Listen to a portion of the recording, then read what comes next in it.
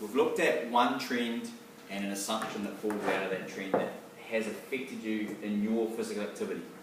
And then you've critically evaluated that by looking at the research, what other points of view there are, and then coming to a well-justified either acceptance of the assumption, or part acceptance, or a challenging of it, or saying that it's not true.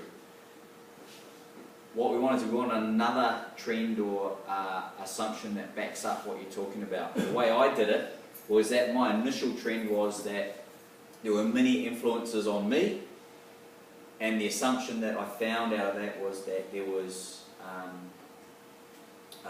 that we are in complete control. And then what I did is I had a look at what theories out there to back that up, and we talked about healthism and socio-ecological perspective.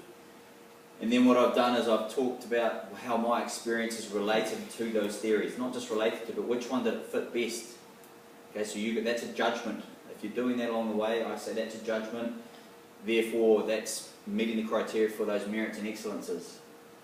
Positives and negatives for my order. So we're always bringing it back to, well, what does it actually mean for my well-being? Because that's in the title of the achievement standard. You need to be relating it back to that.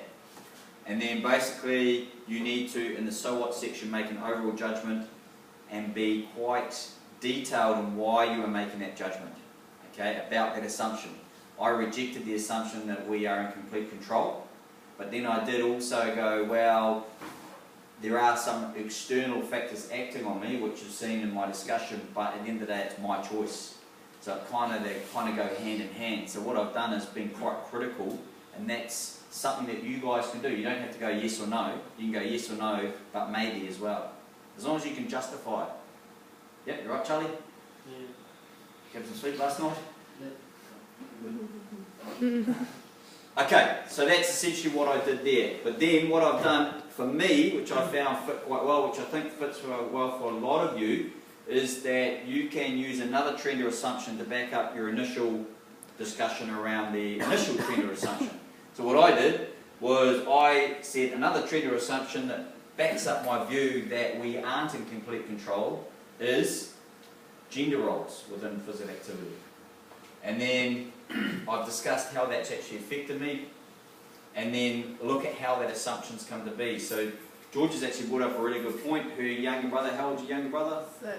6, and she's already noticed, you had a discussion with him yesterday about who can play rugby and who can't play rugby, and his view is that boys can play rugby and girls shouldn't. Girls can't. Can't, not just shouldn't, can't, alright? That's quite powerful. So where did he get it from? I'm sure her dad hasn't said, no, boys, you do this, and girls, you do this, and you have to do that for the rest of your life. I'm sure he hasn't done that, right? But somewhere along the line he's got it. So where does he get it from? And that's where that might fit in, okay?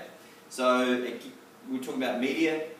All Blacks are played all the time. They're played live. We see them numerous times per season, whereas the women's equivalent of the All Blacks, who are more successful at World Cups than their male counterparts, you hardly ever see them. So where's the hegemony there? Well, it's media company, perhaps, because they know that they won't sell Sky TV subscriptions if they're playing heaps of girls rugby, perhaps. So then that rubs off on the 6-year-olds of this world because that's what they see. So you're starting to build up that kind of piece of evidence or piece of research to back it up. And then basically, how it's actually backing up my original statement that I'm rejecting. So you've said, I think it does back up my original statement, the assumption is false.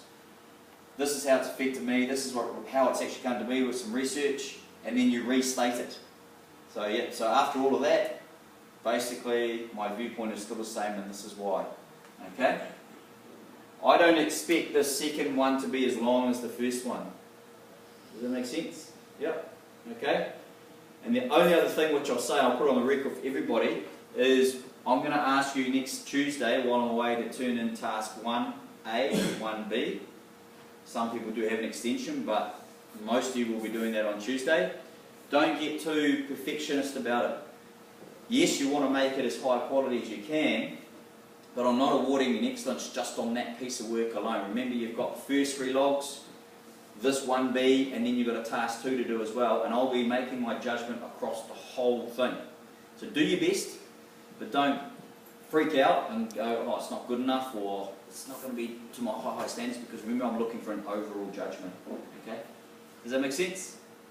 Okay? Alright.